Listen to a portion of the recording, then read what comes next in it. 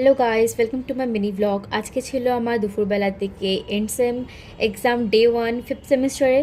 যাই হোক, চলে গেছিলাম কলেজ, গিয়ে দেখা হয়ে গেল সব বাদরগুলোর সাথে।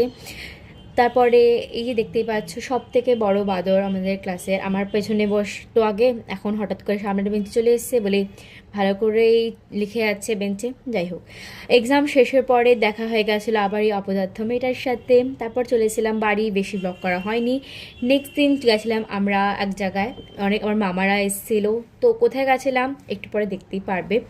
যাই হোক, আমরা গেছিলাম এই পুচকু প্রিটি লিটিল বেবির সাথে।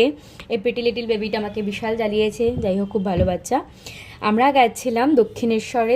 দক্ষিণেশ্বরের প্ল্যান তো ক্যান্সেল করা যায় না, তাই জন্য আমরা ভালো করেই পুজোটা দিলাম। পুজো দেওয়ার পরে আমরা গেছিলাম গঙ্গার ঘাটে। গঙ্গার ঘাট থেকে এসে এই বাজে ডোসাটা খেয়েছিলাম, খুবই জঘন্য খেতেছিল।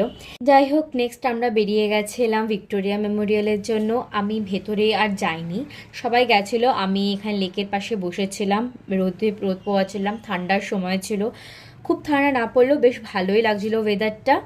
তারপর আমার যেহেতু এসে বাড়িতে পড়তে হতো, তো বেরিয়ে গেছিলাম। দেখা হচ্ছে নেক্সট মিনি ব্লগে। এই ভিডিওটা ভালো লাগে থাকলে লাইক শেয়ার অ্যান্ড সাবস্ক্রাইব করবে। জলদি আসছে new mini blog. Bye bye.